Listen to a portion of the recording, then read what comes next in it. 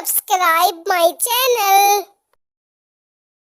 जंगल में एक मानो चिड़िया अपने पति सोनू चिड़े के साथ रहा करती थी। वो दोनों हमेशा ही काफी ज्यादा परेशान रहा करते थे, क्योंकि उनके पास तो अक्सर खाने के लिए दाने भी नहीं हुआ करते थे। वो दोनों अपनी गरीबी की वजह से काफी ज्यादा परेशान रहा करते थे और कभी कभी तो उन्हें भूखे पेट ही रात को सो जाना पड़ता था। जंगल में मानो चिड़िया के घर के साथ ही एक कालू कौवा अपनी पत्नी गोरी कौवी के साथ रहा करता था। उनके घर के हालात भी मानो चिड़िया की तरह ही थे। कभी कभी उनको भी खाने के लिए भोजन मिल जाता था तो कभी उनको भी भूखे पेट सोना पड़ जाता था। फिर एक रात की बात है कि मानो चिड़िया और सोनू चिड़े के पास बिल्कुल भी भोजन नहीं होता, इसलिए सोनू चिड़ा उदास होकर अपने घर के बाहर बैठा होता है। पता नहीं हमारे ये हालात कब ठीक होंगे। इतने अरसे से हम गरीब के गरीब ही हैं। काश कोई जादू हो जाए जिससे हम बहुत ज्यादा अमीर हो जाए, लेकिन ऐसा हो ही नहीं सकता। और तो और हमारे पास कोई काम भी तो नहीं है। अगर कोई काम मिल जाए तो वो ही कर लूं मैं। सोनू चिड़ा यही सोच रहा होता है कि अचानक से उसके सामने एक परी आ जाती है। सोनू चिड़े, तुम उदास मत हो, देखना सब कुछ ठीक हो जाएगा। वो कैसे परी जी?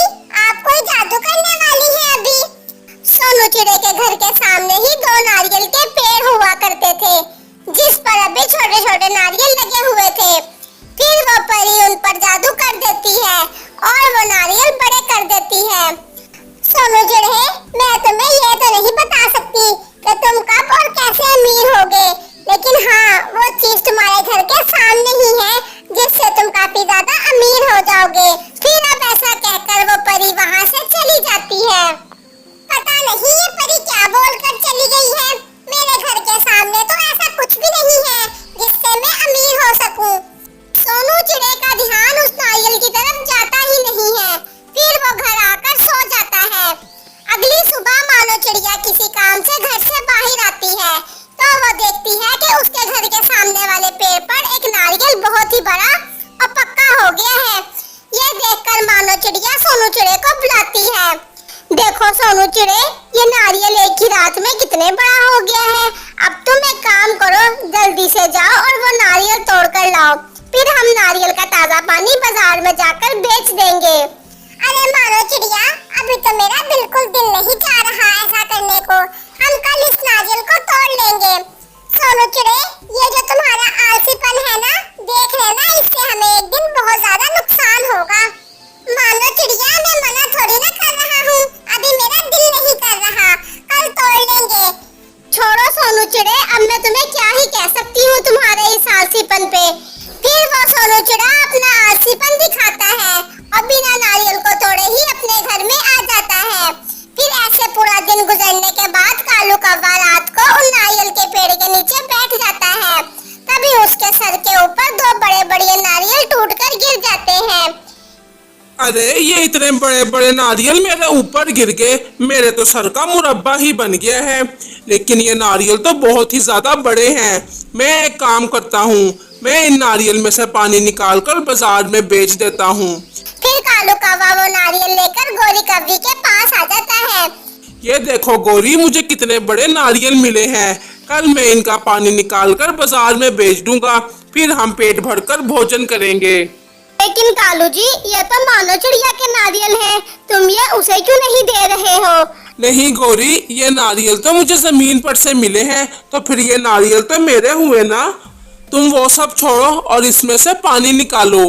फिर जैसे ही वो नारियल को तोड़ते हैं तो उसके अंदर से एक एक सोने का सिक्का निकलता है। अरे वाह भाई वाह गोरी, ये तो चमत्कार ही हो गया। मानो चिड़िया के दोनों नारियल में से एक एक सोने का सिक्का निकला है। इसका मतलब है मानो चिड़िया के पेड़ पर जितने भी नारियल हैं उन सब पर ही सोने के सिक्के होंगे।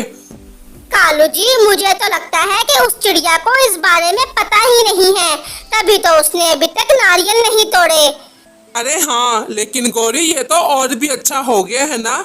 अब देखो, कल हम उस मानो चिड़िया को जाकर कहेंगे कि वो अपने नारियल हमें दे दे। हम नारियल का पानी बाजार में जाकर बेचेंगे और दाने उसे दे देंगे। लेकिन हम उसे ये नहीं बताएंगे कि उसके नारियल में से सोने के सिक्के निकलते हैं। देखना वो हमें नारियल दे देगी। कालू जी, ये तो काफी बढ़िया उपाय है। इस तरह से तो हम काफी ज्यादा अमीर हो जाएंगे। फिर क्या था, उस रात तो वो सो जाते हैं। अगले दिन वो मानो चिड़िया के घर जाते हैं। अरे सोनू चिड़े, मैं सोच रहा था कि हम दोनों के हालात एक जैसे हैं। मैं सोच रहा था कि तुम्हारे घर के सामने जो नारियल के पेड़ हैं, इस पर तो रोजाना ही काफी बड़े बड़े नारियल लगे हुए होते हैं। अगर मैं रोजाना वो नारियल तोड़कर बाजार में जाकर बेचूं और आधे दाने तुम रख लो और आधे मैं, तो इस तरह हम दोनों के हालात ठीक हो जाएंगे। देखो, तुम तो काम करना ही नहीं चाहते हो, इसलिए मैं ही कर लेता हूँ। वैसे भी नारियल पड़े पड़े सड़ जाएंगे। कालू कौवे की ये बात सुनकर मानो चिड़िया मन ही मन में सोचने लगती है, अरे ये सोनू चिड़ा तो बहुत ही ज्यादा आलसी है, खुद तो ये कुछ करेगा नहीं। इससे अच्छा तो ये कालू कौवा ही कुछ कर ले, कम से कम घर में दाने ही आएंगे ना। ठीक है कालू कौवे, तुम ही ये नारियल ले लो और हमें रोजाना दाने दे दिया करना। और फिर वो कालू कौवा सारे नारियल तोड़कर अपने घर ले आता है और उसमें से सोने के सिक्के निकालकर बाजार में जाकर बेच देता है। और फिर शाम को कुछ दाने लाकर चिड़िया को दे देता है। चिड़िया समझती है कि ये दाने नारियल के पानी बेचकर लेकर आया है ये। अब रोज कालू कौवा ऐसे ही किया करता था और दिन ब दिन वो काफी ज्यादा अमीर हो रहा था। एक दिन मानो चिड़िया सोनू चिड़े को कहती है, सोनू चिड़े, ये कालू कौवा इतना अमीर कैसे होता जा रहा है? मुझे तो कुछ गड़बड़ लग रही है। मानो चिड़िया, तुम जल रही हो उसकी कामयाबी से? नहीं नहीं, मैं बस देखना चाहती हूँ कि हमें तो वो थोड़े से दाने लाकर देता है, तो वो खुद कैसे अमीर हो रहा है। आज मैं उन पर नजर रखूंगी।